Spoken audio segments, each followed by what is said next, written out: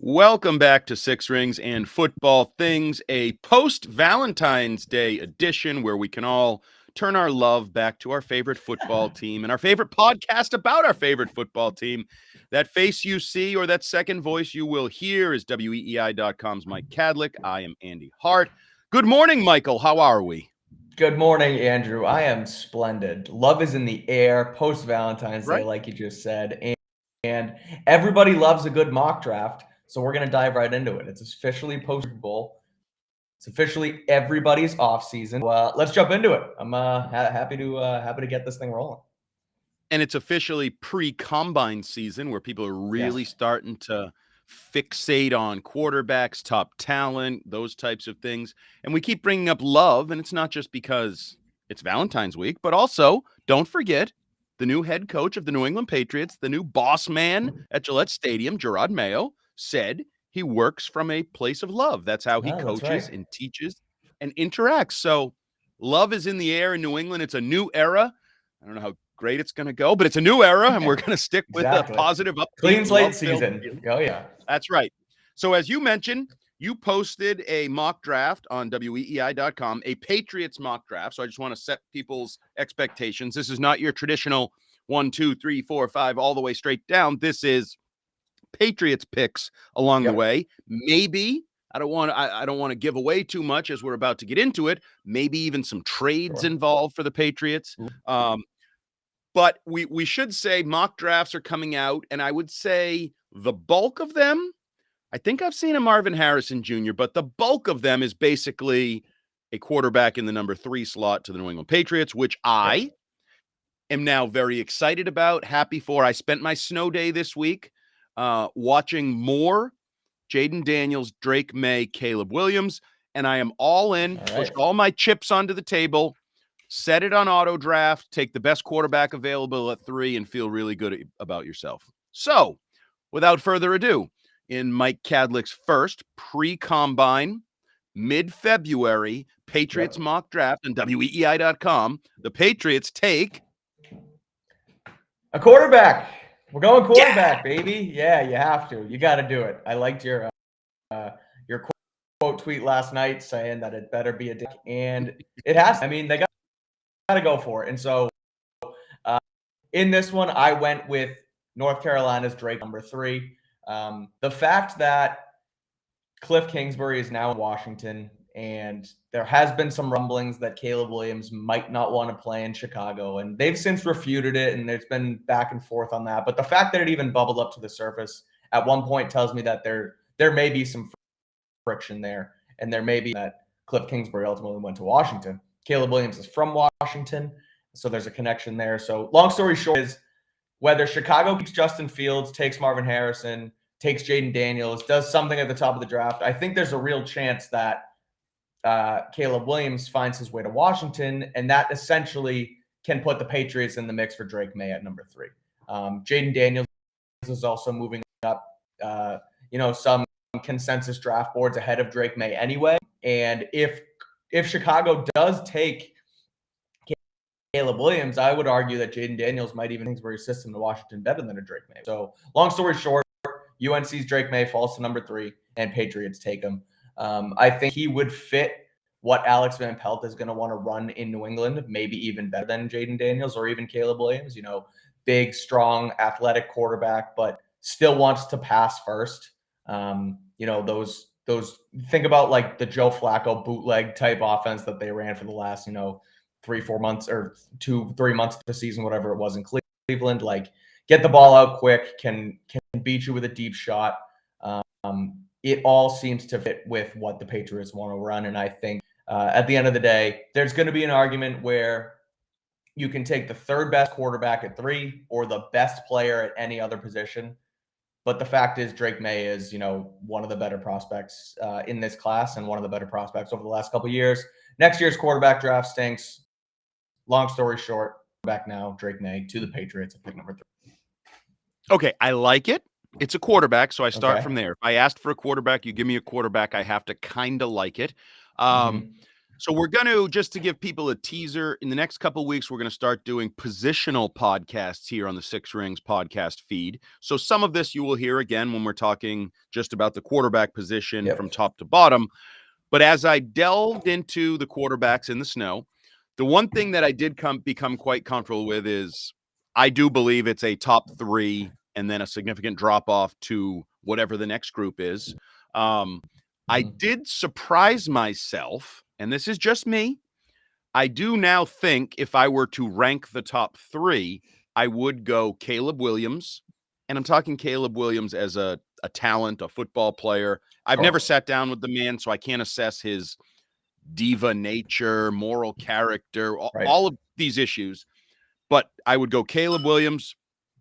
I would go Jaden Daniels 2 in terms of pure talent. And I would go Drake May 3. But again, I believe all have the potential to be true franchise quarterbacks in the NFL. I loosely made the comparisons, and I say loosely because you make comparisons and people get all like... People go nuts. Yes. But I do think the Mahomes comparison is apt for Caleb Williams. I think the talent, the ability, the play, the whole thing.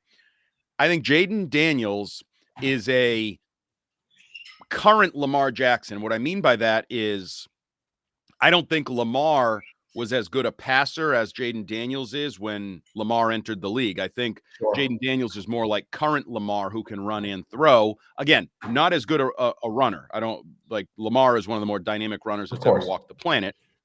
But in that mold a little bit, even the build where you're skinny, you don't want him to get hit. You're like worried when he gets hit, all of that. And then Drake it's more so like they'll design runs for him. Like it's not just like they don't design runs for Mahomes, but he can run. They don't design runs for even a guy like Aaron Rodgers, but he can run. You're gonna dial one up for Jaden. And when I see Jaden Daniels run, and I'll be intrigued by his 40 time at the combine, but he split more defenders than most quarterbacks. You see like a linebacker, a safety, a corner, and a safety, and they kind of get an angle, and then he just goes whoop right between them, and you're like, wow, that even if he doesn't look like he's moving fast, he's moving faster than the 2 people he had to beat to make the big play. He did that a lot. And then I kind of settled on the more I watched Drake May, he's like a poor man's Josh Allen. Like, I don't think he's as good a runner as Josh Allen, but he's big, can run, extends plays, and then does the little flips and different things that you see Josh Allen do. Throws across his body and you hold your breath for a second. Absolutely. Yeah. Oh, yeah. I mean, good and bad. There's some fear of him being Josh Allen, too, because we know the story with Josh Allen. He's going to lead the league in touchdowns and maybe turnovers. And it'll be twice as many touchdowns as turnovers, but it's still a part of his game kind of thing. The one thing, like, this is stupid. I'm just going to preface this, and everybody's like, well, you should probably say that before every sentence you say, Andy. This is stupid, but I hate his headshot. I hate his look. I agree. I agree. I hate it. And it is stupid. Yep. No, like he looks.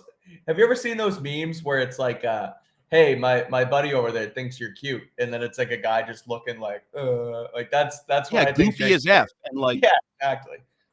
He just doesn't look like the guy that I want to build my franchise around. And I'm literally saying this, like, this doesn't look like the guy I want to be the face of my franchise. And again, that is stupid. I just want to reiterate, I know it's stupid, but I'm actually glad you kind of felt the same way when you look at this. You might just want to get a new headshot.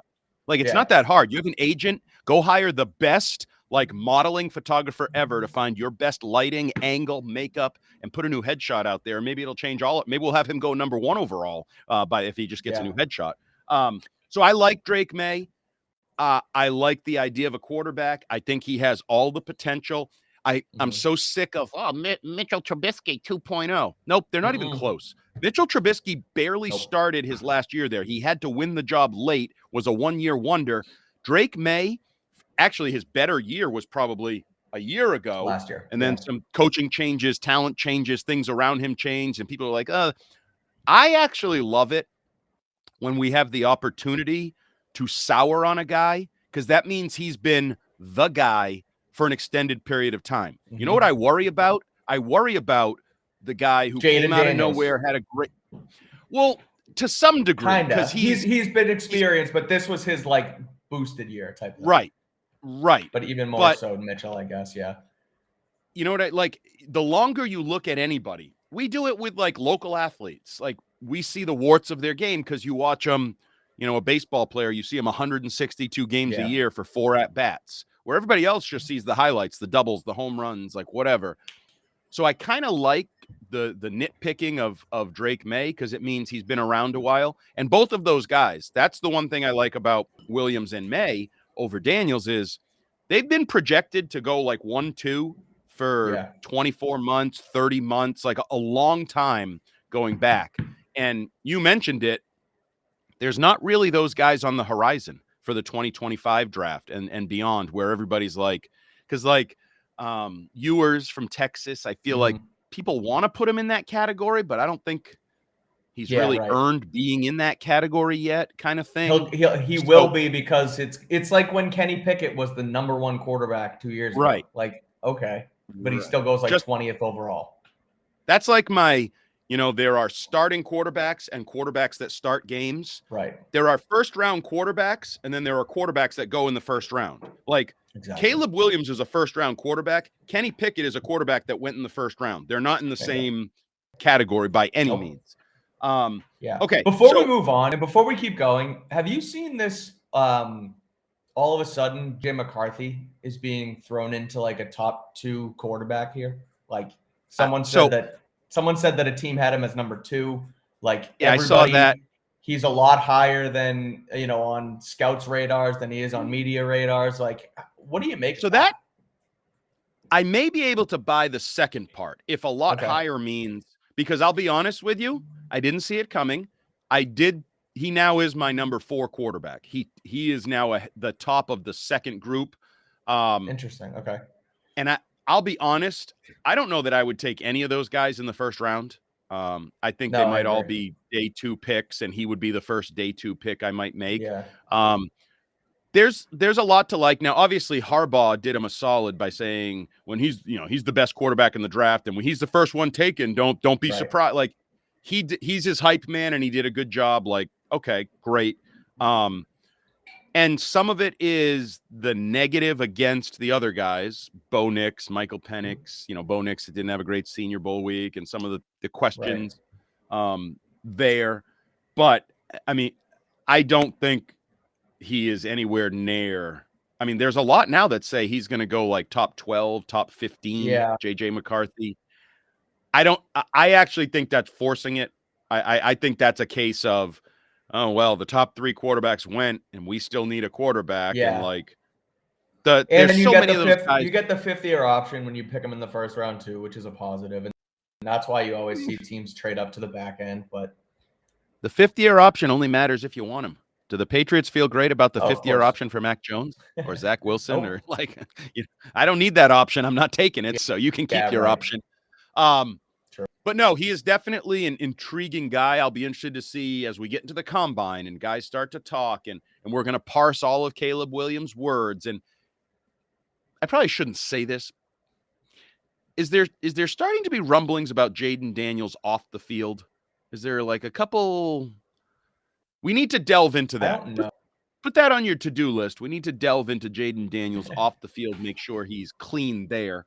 Okay. Because I haven't heard anything Drake May. He comes from the athletic family, the UNC basketball family, and that whole thing. If anything, he might trend toward the Mac Jones pampered athlete Yeah. category that Tennis we may or may player not type like. of guy. Yeah. Right? We may not like. I don't know. We got to piece this all together as we build a athletic profile, psychological I feel like we've learned over the last 3 years with Mac Jones that we're like FBI, like serial killer profilers. We need to Oh figure yeah. like what's the guy's head, what's his heart, what's his soul, what's his Yep. the whole What time thing. does he get to the 'Cause- building? What way does he drive to the stadium? Like everything. right. If there's a detour, does he punch his steering wheel and freak out? Yeah. Like Right. all of that. Exactly. Yep. So it'll be interesting as we go through that with Jaden Daniels or JJ McCarthy. Bo Nix, can he inject positive life back into it? So, okay. One last thing before we move on to the next pick, I did want to bring up because our friend Phil Perry over Next Pats did this. I think the Chicago NBC Sports Boston had a different version, but the idea of the Patriots, if they love Caleb Williams, trading up to number one with the Bears to get Caleb Williams. The trade from Chicago's NBC Sports Boston involved, I think, the first and the second this year, and then a number one next year, and maybe like one other mid-round pick.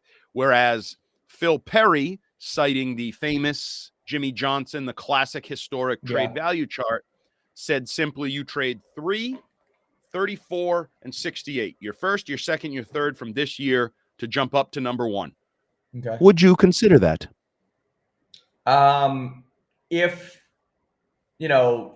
Mayo and Wolf and Van Pelt, all these guys are completely gung-ho on Caleb Williams is our guy, and he is going to be the future of the franchise, and they don't like May or Daniels anywhere close to him, then absolutely you make that move. 1,000% you have to trade up for the guy. There is no, well, is he worth XYZ because we now have no 68 and 30? No, that doesn't matter. Like, you overpay for quarterbacks and it's worth it. As long as you're convicted and he is your guy, you absolutely make the trade. People kind of parse that too much, in my opinion. Like, oh, well, we could just get this guy instead and still have 34. Like because if you like Williams that much more than May, and you don't even like May, but you're just going to take him because the value, like, no, you just got to go get your guy. And so if Williams is their guy, you absolutely 1,000% make the trade if Chicago's willing. Yeah, I would, assuming I can come to grips with his personality and his off-field stuff. I think, because you bring it up, like, we're talking about the top 3 QBs, but I think you can make a strong argument. It's 1 break, 2 guys 100%. break, more guys. So what is that divide between Caleb Williams' talent and Jaden Daniels, Drake May's group?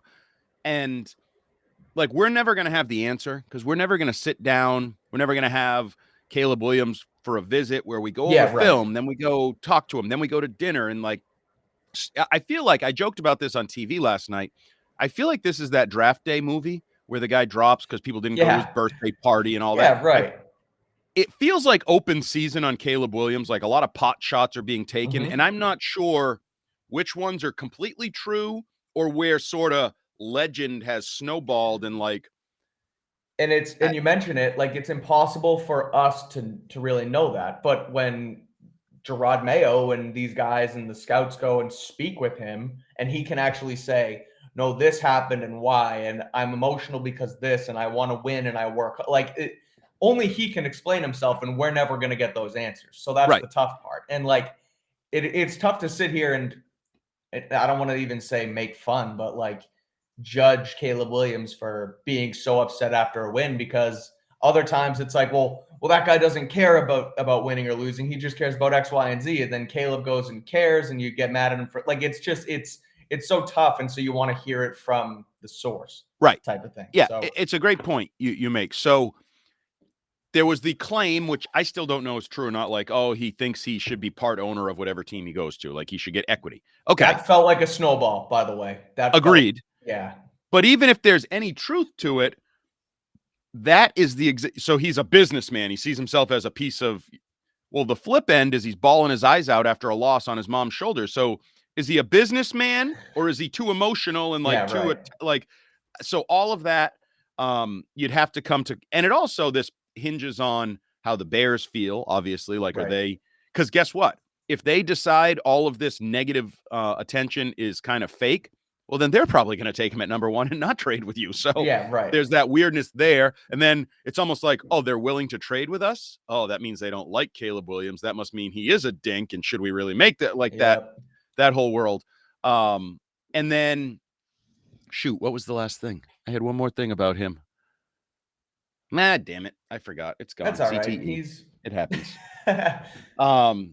So you didn't just do the number 3 overall pick. You obviously have the Patriots taking 34th overall, where you obviously have them taking a tackle.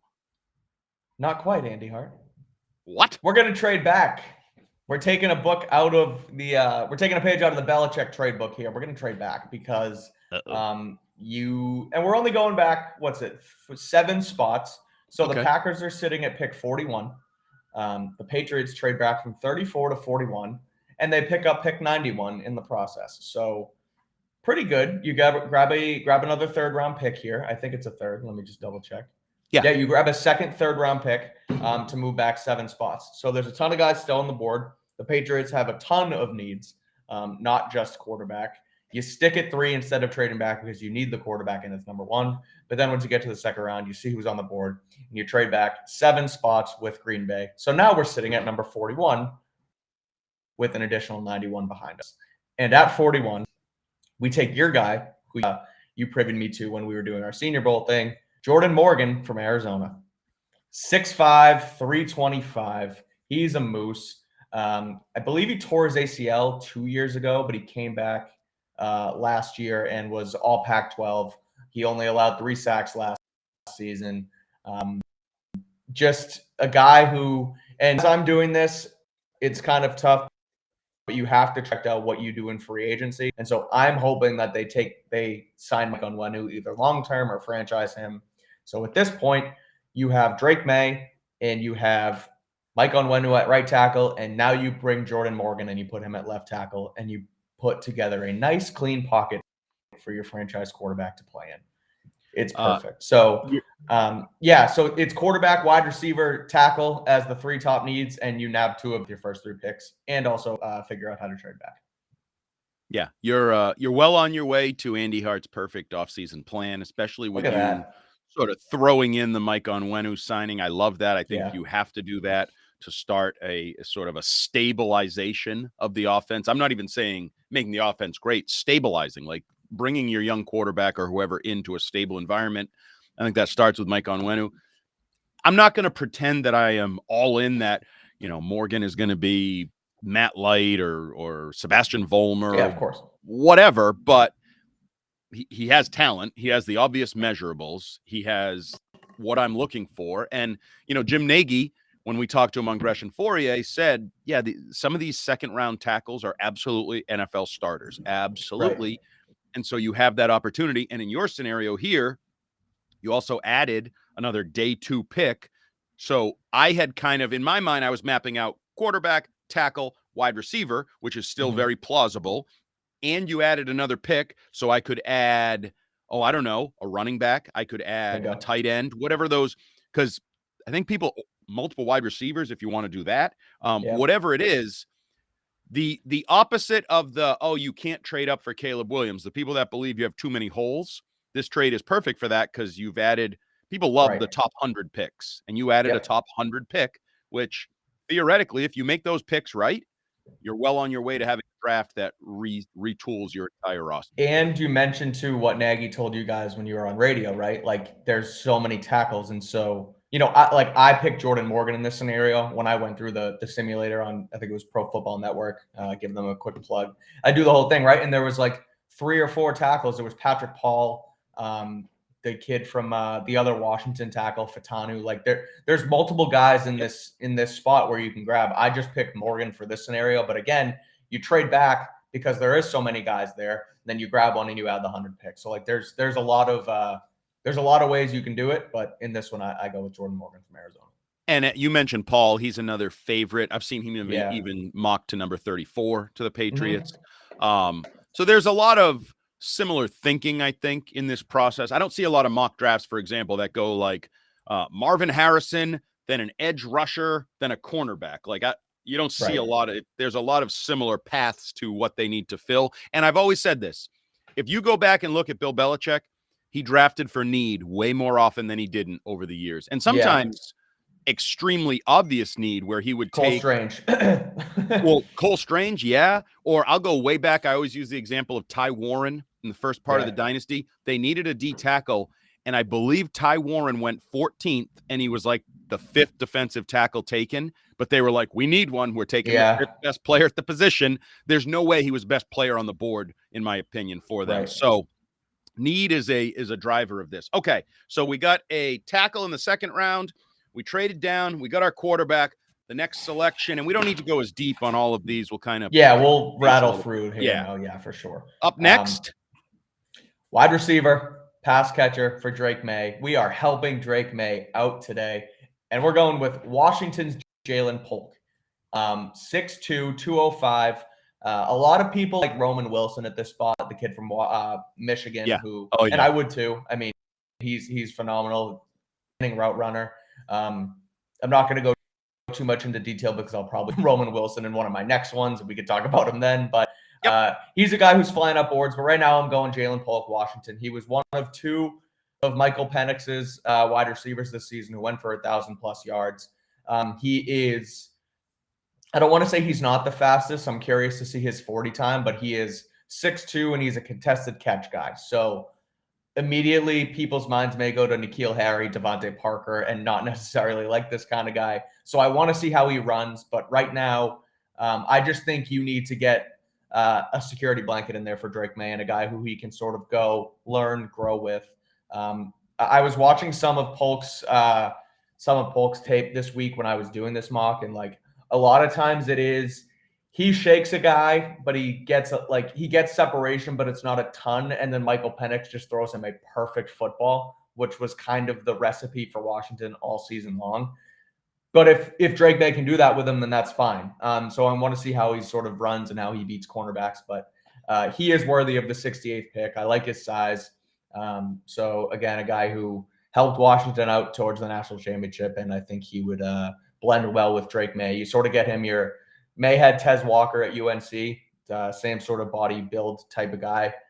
So go with him here to pair with May in New England. Yeah, you accurately point out that contested catch can be a controversial label. Yeah. I mean, we've learned it with like Devontae Parker. We've learned it with Aaron Dobson, N'Keal Harry. Sometimes you get great Even at the Quentin Johnson from who's out in LA right now. Like he stunk this year, and that was kind of last year's contested catch big guy, right? Yeah, so. and I've always joked that like, why are so many of these catches contested? Maybe if he just got a little separation, and I don't want him vying with Devontae Parker for whatever that next gen stat is of least amount of separation for 3 straight years in the NFL kind of thing. Although then you go back to like an Anquan Bolden type, and you're like, well, he was never really open either, and he caught like 8 billion catches for 8 billion yards over his career. So it's all about the talent, the individual talent, and figuring out exactly why it's contested, how good he is at it.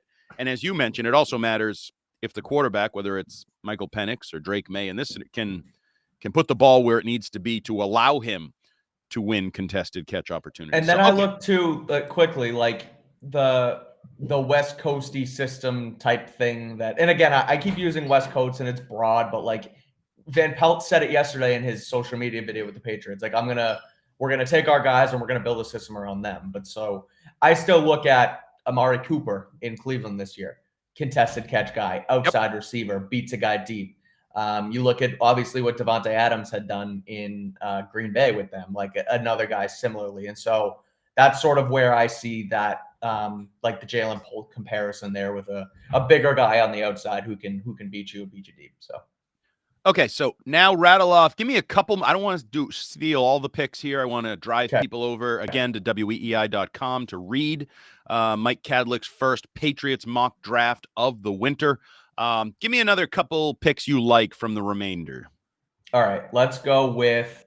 We'll go with the next one because it's a Hart. It's a Cam Hart, not an Andy Hart. Cornerback, Notre Dame, a guy who met with the Patriots multiple times at the Senior Bowl.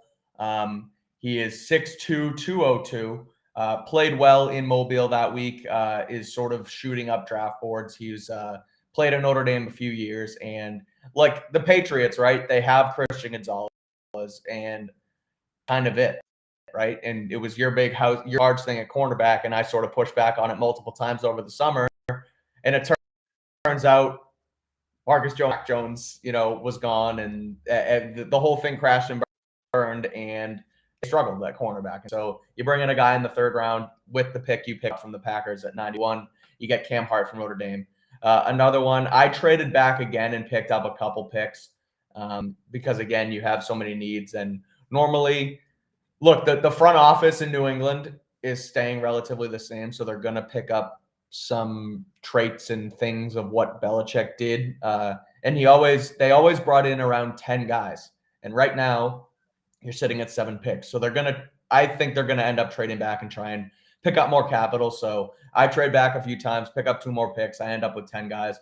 Another guy that I liked here is Christian Mahogany from BC. We talked about him with Kari Thompson. He was at the Shrine Bowl.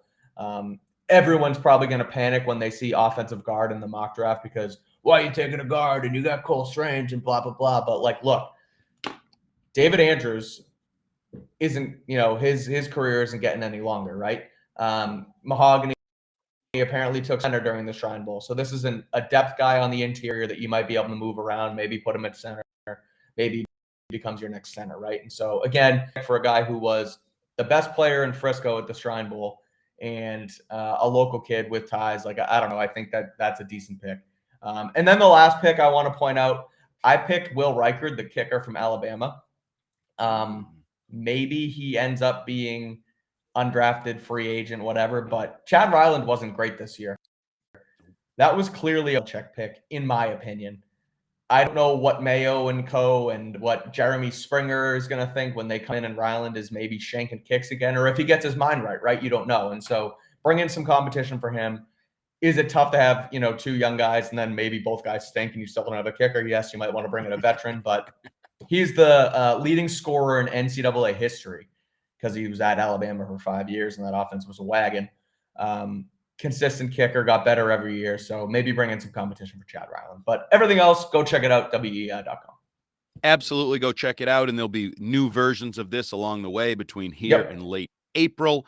We also would urge you check out Chris Scheim. He has a traditional first-round mock draft that he posted, I don't know, maybe a week and a half ago. You can look at that. We are going to be hitting the draft hard here on weei.com and the Six Rings podcast feed. As I said, positional preview podcasts coming, weekly rumblings, rumors, updates, mock drafts. We'll have it all. So be sure to subscribe, follow us, and get us on your Odyssey app, AUDACY, as Fitzy likes to say. Download the app or wherever you get your podcasts. Each and every week, we will have multiple podcasts. I would also urge fans, if you're not interested in the draft and you're more interested in looking backwards instead of forwards, we had a nice hour-long chat with Jeff Benedict, the author of The Dynasty and the, I guess, executive producer of the Apple Plus TV docuseries that is coming out this week, actually, the first couple episodes, and it'll be spread over 10 episodes over 5 weeks. So if you want to look back at the good old days, we got you covered here with Jeff Benedict and The Dynasty. If you want to look forward to the good future fun days of draft picks and new quarterbacks, we got you covered each and every week here on Six Rings. We're also going to be doing some Dynasty rapid recaps on the website. So I'll have 1 and 2 posted on Friday every week moving forward as they release on Apple TV Plus. Great documentary, great docu-series. So make sure to check those as well. Okay, and now as we transition into the second leg of this two-legger, again, stealing Fitzy's phrases here on the Six Rings and Football Things feed, we're going to get into my favorite part of this podcast, which is called Patspourri, where we just kind of bounce around to all the news, notes, anecdotes of the last few days, the week. And I wanted to start with something you mentioned earlier, and that is Alex Van Pelt was not available to the media, but he spoke with Patriots.com and did a sit-down video with them that was put out on their social media feeds. And there was a few things in there that stuck out, one of which was, I think, Ramondre Stevenson hearing that they want to run the football. He's in a contract year. Sounds like a pretty good plan to be the lead running back. Also, by the way, ties into my next point that he brought up, and that was a good coordinator builds his offense, his scheme around his talent, looks at what he has. That's where the problem lies for me, because they don't have talent. Well, other than Ramondre Stevenson, I can see why you say you want to run the football. He's your best player on offense. And then maybe the second best player on offense as a known commodity is Demario Douglas, I guess, as your slot receiver. But if Alex Van Pelt is being honest, it almost sounds like the next month he can't really do much until free agency, till they start to formulate who they're keeping / getting, and then really won't be able to hit his stride until May 1st, basically, when the draft is done and he can be like, okay, we got a young quarterback. I got a left tackle now. We got this receiver who, even though he's a mid-round pick, I think he might come in and can, like. And then he has 2 weeks He has 2 weeks to stable his playbook together before rookie minicamp. Then all of a sudden we got rookie minicamp, OTAs, Yeah. passing camps, and it's all hitting the fan, and we threw together an offense on. So am I being over dramatic with that? Like, do you think he'll have more of a skeleton of the offense, or does he really need to see what the F we get because we don't have talent right now? Over dramatic a little, but like I see where the problem lies. Yeah, right. Yeah. Cheese. No, like, but I see where the problem lies. It makes a lot of sense because again, there are a lot of times, right, where I'll like pre-write 2 articles in case it, like the Patriots win or they lose, right? And you kind of got to work on both things, right? And so it's like you're making a playbook for Jaden Daniels and you're making a playbook for Drake May. Like that's tough. You're spinning your wheels, and one of them was a waste of time. And so like he's not just going to sit and twiddle his thumbs. I'm sure he's going to work and trying to figure out things, but it is interesting to kind of, because you don't have the talent, you don't have the guys, because you're not going to build this offense around Juju Smith-Schuster, Devontae Parker, and I guess David Andrews, call it, because those aren't really going to be your future. Yeah, like that's your past, right? And so I look at it, and they're going to be in their scouting meetings. They're going to know which way they lean. If they really want, and again, if they trade up for the number 1 pick, then you immediately start building that offense around Caleb Williams, right? And so I think there will be a skeleton of the offense, and then you can sort of manipulate how you want to call plays and I guess lean towards one package versus another once you actually have your guys. So he's still going to have the core of his system in place. But it's interesting to hear him say that, look, we need to build it around the guys we have, when right now you're looking at Mac Jones and Bailey Zappi in the quarterback room, and that's really not, frankly, that's not a good future to have right now. So and I was also basing, when I thought about that, fans, Twitter, callers, there's very distinct and different plans of it. Like some people have these dream scenarios where, you get T. Higgins, you trade for Justin Jefferson, and you sign Kirk Cousins. Well, I'm pretty sure that offense would be different than Drake May and, some rookie receiver in the 3rd round paired with Demario Douglas. Like it's very different. So it'll be interesting to see. No matter what, it's going to be interesting to see, because Alex Van Pelt has never really had this opportunity to build his own scheme, fresh talent, fresh quarterback, fresh. So I'm intrigued just to see where it goes. The rest of the news on the coaching staff, and I forget if we've touched on all this, but we got Tyquan Underwood, the former Patriots wide receiver, former Rutgers Pitt guy that has big hair, fancy hair, big hair. He's going to be your assistant wide receivers coach. Because it sounds like Troy Brown is still up in the air. Like we're not really I think Mike Reese reported he has a job if he wants it, kind of thing. Yeah. So he's not under contract. That's also according to Reese. He has a job if he wants it. I would assume that it's not as wide receivers coach, because if it was, then he would just be back, right? He would say, okay, I'll be the wide receivers coach again. I feel like it's probably a kick returner, special team assistant type guy, because he is he was a great punt returner, right? He's still worked with those guys. Marcus Jones has been great. They've had good punt returners. Jalen Reagor was their last year. He was pretty good. Long story short, I'm sure that it's not the job he wants, and that's why he necessarily signed the contract yet. Right. And then we have... So still looking for that coach. Yes. And then we have Mike McCarthy as the assistant O-line coach from Brown, not the Browns. I mean, he worked with the Browns, but now he's from Brown, not the Browns at this point. So they have 3 offensive line coaches who they've reportedly hired. It's Scott Peters, Robert Kugler, and the jiu-jitsu guy. I just said his name, but Scott Peters, Kugler, and Mike McCarthy, right? And so I guess that's more brain power to kind of put to offensive line. I wonder though too, like a couple of those guys, I know McCarthy has coached ends in the past, so you wonder, run game coordinator, pass. So you wonder if there's run game coordinator, pass game coordinator titles that are going to be given out. Obviously, there's quality control guys who help, right? And so I get it. On one hand, it's like, okay, there's a lot of cooks in the kitchen here. But on the other hand, the complaint has always been that Belichick doesn't hire enough staff and it's, one guy and everyone's taken on too much. And like last year, Adrian Clem was gone and then Belichick had to coach the offensive line and everyone was bitching about that. And so get more brain power in. But yeah, that's sort of where we're at with assistant coaches on offense right now.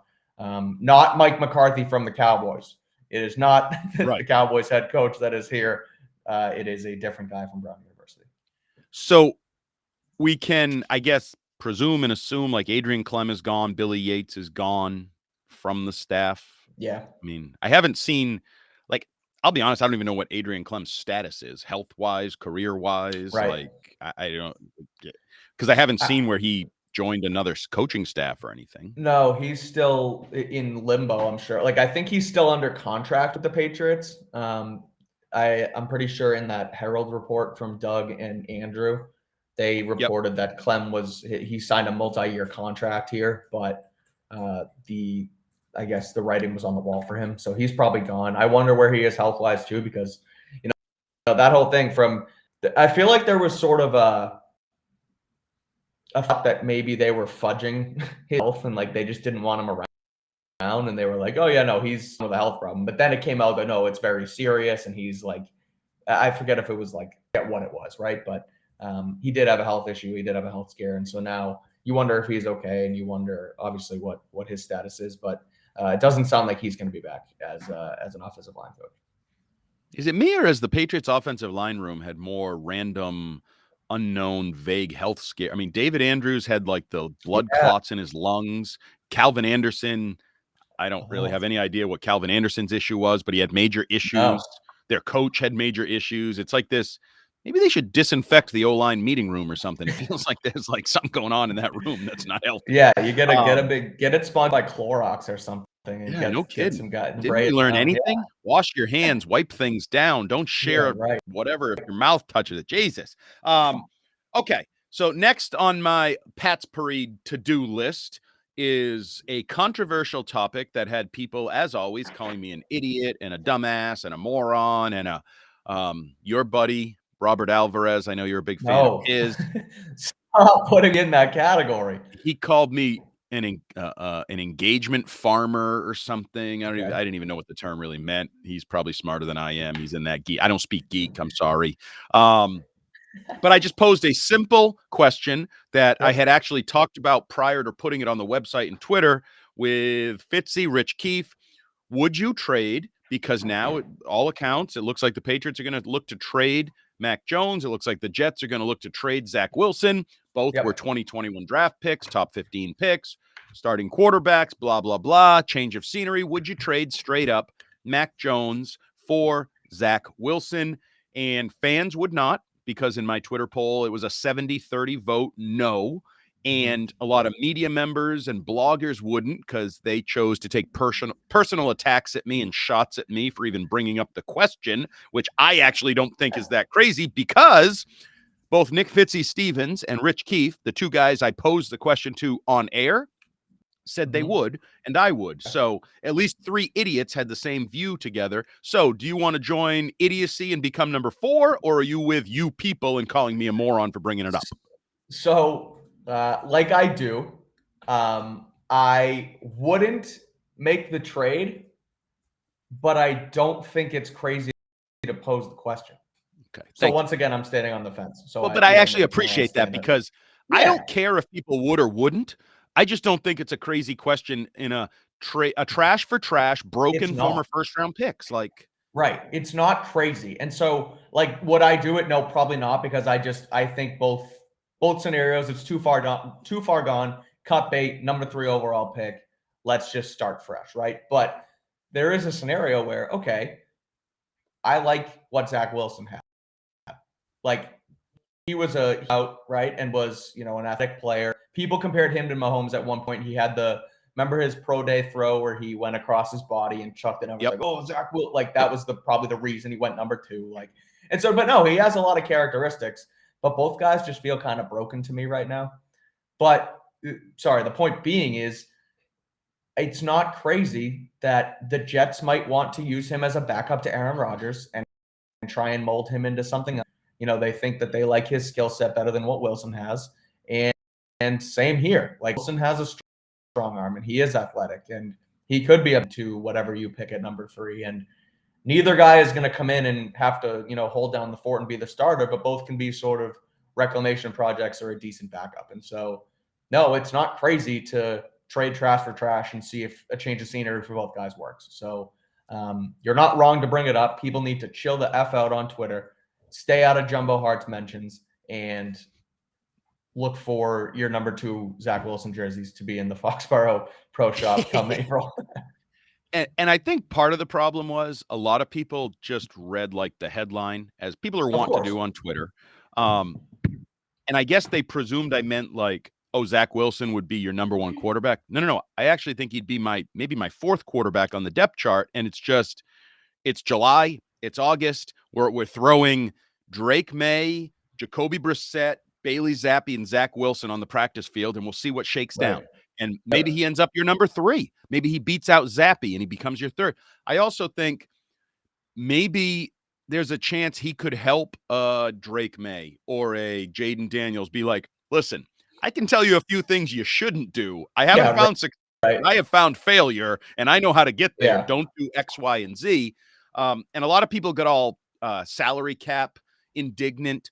The difference isn't significant with the dead money because their cap number I didn't run the exact numbers, but the signing bonus proration for both guys stays with their first team. And obviously Zach Wilson's signing bonus was much larger because he was the number 2 pick versus the number 15 pick. So in my head, I remember looking at it. I want to say it's like might cost you $2 million more to have Zach Wilson on your roster as opposed to Mac Jones, but both are sub $10 million. They're like 7-5 or 6-4, something. So, and he still has, as you mentioned it, there's some talent there, pure arm talent, pure physical. He may be a boob. Maybe it's never going to work, but I don't know. I think an argument could be made that trade could be more valuable than just taking the 247th pick in the draft for Mac Jones. Like, yeah, right. 100%.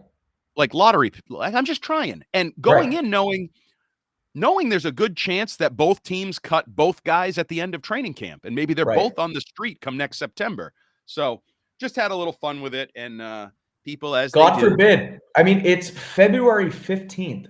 What else are we supposed to talk about? Right. Like, meanwhile, I get tweets from people that are like, yeah, I think we're going to sign T. Higgins, trade for Justin Jefferson. And like, oh, but I got to take that seriously? Like, that's like what? It's ridiculous. But whatever. But it's fun season. And people love to be mad. People just want to be mad. That's true. That's true. It's ridiculous. And I don't get mad. And I think that's why they get even madder at me. Like, I'm just going to screw around with you. Like, it's Twitter and it's football. This isn't, we're not trying to solve gun violence and cancer and like all these actual issues, immigration. You want to get mad at those things, go find Jerry Callahan's of the world. Go find Jason Whitlock's of the world. Right. I'm just here to play stupid football guy and talk about the Patriots and the draft and idiocy like that. I've always said, if I wanted to do news and hardcore like political talk, I would have gone into news and hardcore political talk. It's true. And the way you just framed that, right? Like, it is crazy that you just write a fun, hey, let's see if this could stick column on our website. And people are like, get him out of here. Like, I mean, can we relax? Like, read the column. Just read the column and be like, look, I don't know. Maybe this could work. What do you guys think? The headline was a question. Who says no? Right. Give us your opinion. Don't get mad. Just give an opinion. We're just chit-chatting here. It's football. It's crazy. I actually was thinking that Hulu commercial where the guy does they're taking ideas for like Hulu has, I don't know. And he goes, that's stupid, but we might go with it. Like, okay. So if you want to say my column's stupid, the idea is stupid, but you know what? Why not try it? Like, you've bottomed out as an organization. You should be looking for any opportunity to potentially steal value, steal a player. Like, it's where you are. Anyway, we can move on. Finally, we mentioned it in the first leg. Starting this week, the Dynasty docuseries, Apple Plus TV, 2 episodes a week on Friday will be released. First 2 episodes this week. Jeff Benedict joined us on the Six Rings pod, had some good stories about doing it and transitioning from a book to a docuseries, which I found interesting. He planned all along. That was his mate. Like he kind of did it knowing the latter was going to come after the former, the whole thing. You've seen the whole thing. You've seen the first couple episodes without, I know you're kind of embargoed and things of that nature. Certain things can't be said, but what is your, I guess, big takeaway, or like, how did you react? A, did you like it? B, do you suggest even hardcore Patriots fans who feel like they've seen and read everything, are they going to get something out of it? What was your reaction to the docuseries? It's fun to watch, like, and sort of relive everything from beginning to end, right? And you see all this stuff from, like, you see literally from when Kraft buys the team until leaves, and even it gets into like when Cam Newton comes, like it sort of and it doesn't go all the way up until Bill's firing, whatever you want to call what happened last month, but like it takes the whole thing into account. And do you learn much more? Not really. Like there's a little intricacies and bits and pieces about why things really got to what point, and there's some like unseen video from before, like inside the locker room, and like I think, and I could be mistaken, but I've never seen the draft call between Brady and Bill when they drafted him until I saw episode 1, the end of or the beginning of episode 2. It's in there at one point, and I couldn't find it or remember, but like, so little stuff like that, right? Like you hear, Bill call Brady when they drafted him. Like that's interesting.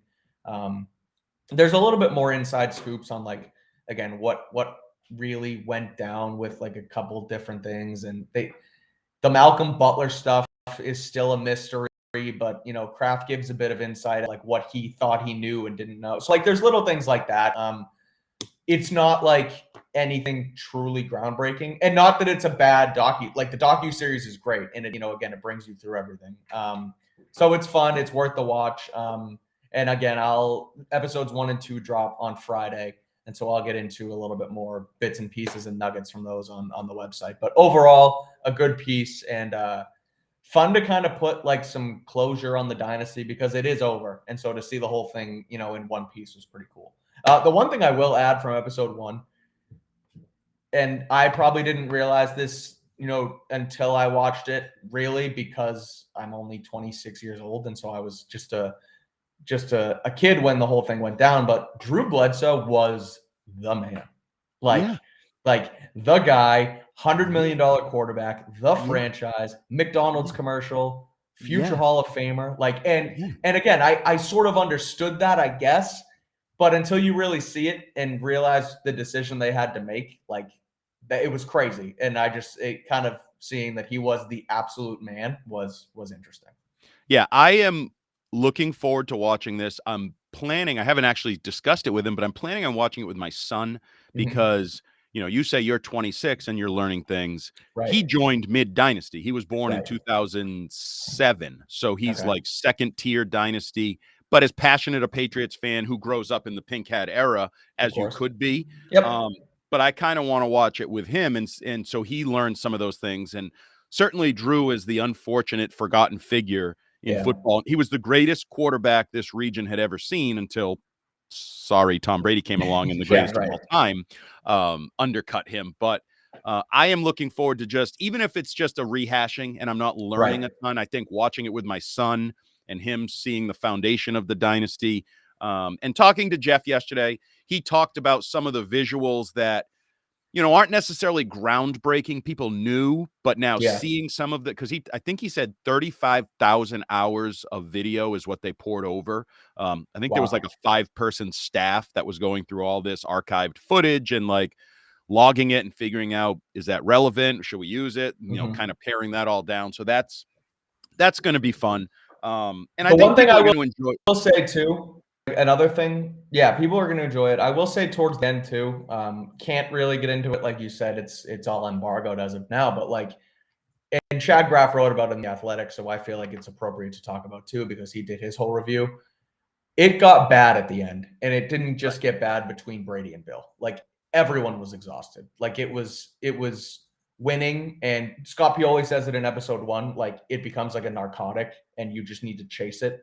And it got ugly, and it wasn't just between Brady and Bill. Like, everybody was exhausted from what the Patriot way had become at that point. And this is where, again, I haven't seen it. I'm going to defend Bill just based on the Chad Graft thing, where people feel like without seeing it, they're turning Bill into some sort of villain.